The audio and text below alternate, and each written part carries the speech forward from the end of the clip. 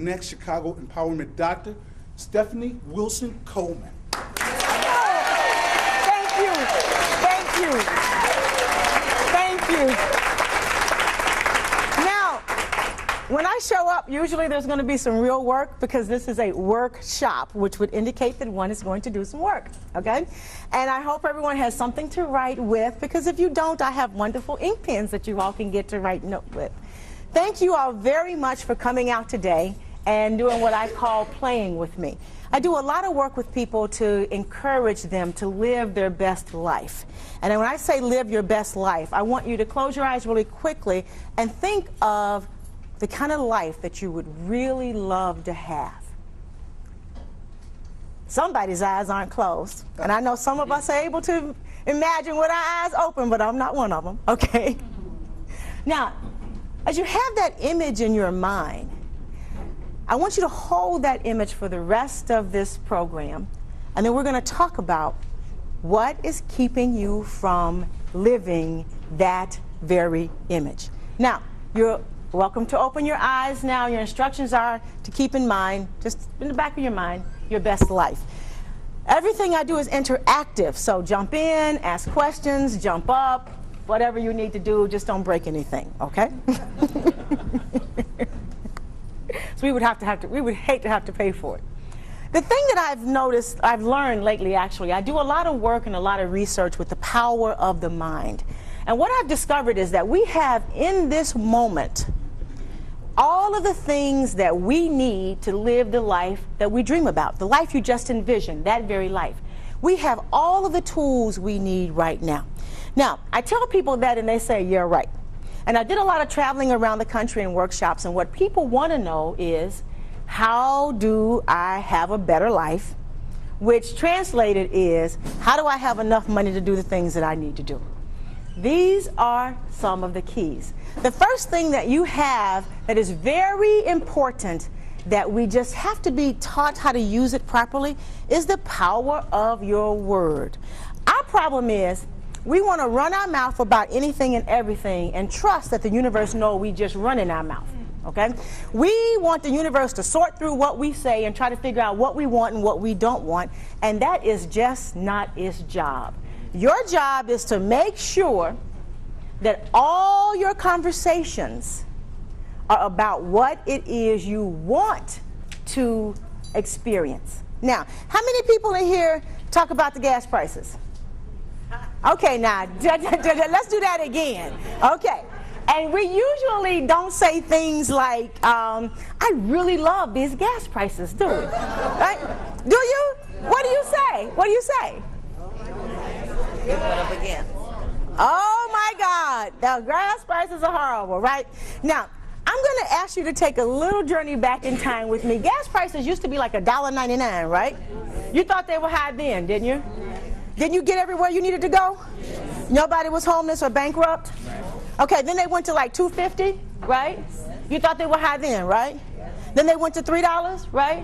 Then they went to $4, right?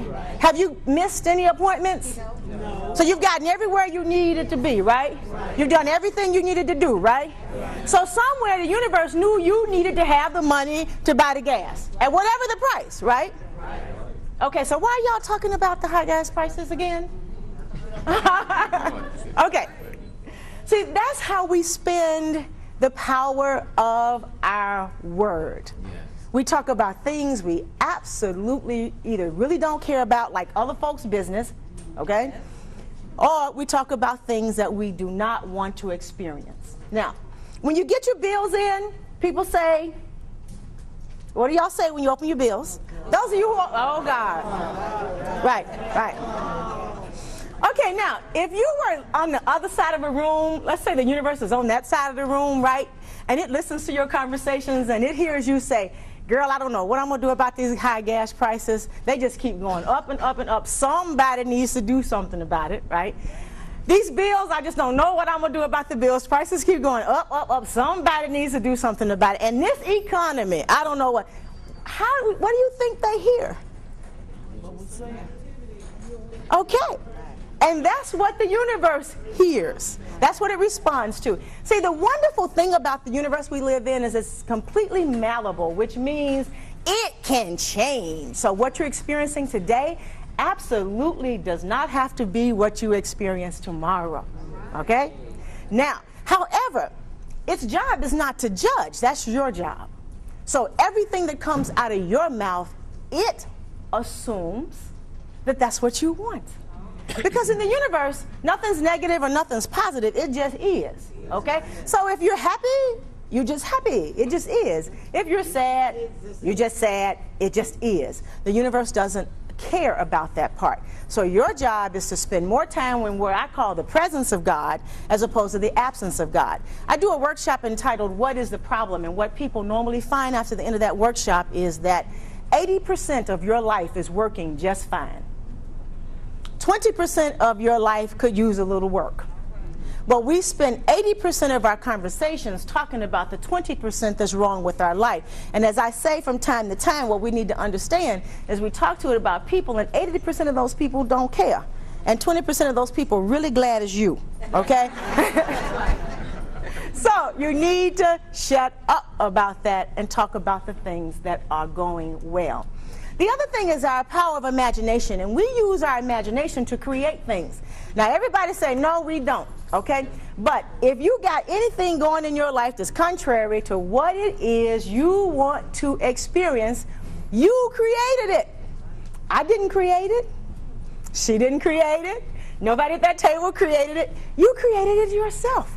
And you create things by imagining things. This is what we do to a story. One of my favorite authors talks about it in one of his new books. That says, we get a call and we say, you're unemployed. Today is your last day. By the time we tell the story, we can't pay the house note. We homeless, the children can't eat, and and everybody is living in the street, and it's just mayhem, just mass hysteria. But that is not the story. The story was just that you were laid off. That's it. We imagine the rest of the stuff, and then we are surprised when it happens. And if you think about it, it happened exactly like you imagined it in your own mind. So what I say is use your imagination to do some things that you want to do. One of my favorite rappers says, while you're laying here, reverse this song and use your power of visualization to visualize what you want your life to be. So instead of talking about that or thinking about that, when they say today's your last day, think about the other doors that are going to open, and think about the other opportunities that are waiting for you because you create them. And something about the universe is that they may not be there right now, but when you give the order, it goes out and it creates all these wonderful things. The other thing is pitty parties. How many have pitty parties? That's right. Now, for those of you who didn't respond, who don't have pitty parties, I have some good pitty parties. I've learned how to have a pitty party, right? You know, you have a pitty party, you need to have like something really good to drink, okay? You need to have the saddest music you can find, and then you sit down there and you give yourself a time limit for that foolishness, okay? All right? And then you get over it, and then you say, okay, now it's showtime, let's see what we want to do. You know, we sit around and we feel so sorry about our lives. I was in the elevator the other day, and there were some young people, you know, I mean young people, good-looking young people, healthy. They walked on the elevator by themselves. Nobody pushed them in a chair. So I says, how you doing today? Oh, it's all right. And the first thing I thought was, oh, my God. My aunt used to say youth was wasted on the young. She wasn't kidding. You know, but everyone walked in here today under their own power. No one had to put you to bed. No one had to clean you up. Nobody had to feed you. Nobody told you that you had a terrible disease and you were dying. You didn't get any phone calls that something terrible happened at your house, did you? No. Okay, so why are you having a pity party? I know why. Sometimes we want to connect to the people that we are talking to. We want them to feel like we are one of them. We are on their side, okay? And that, you know, my life is just like your life. But when somebody has spent these many years on earth and they ain't got enough money for their rent, you don't need to talk to them people, okay? As one of my ministers used to say, you know enough people who don't have 2 nickels to rub together. Don't go meet no more, okay?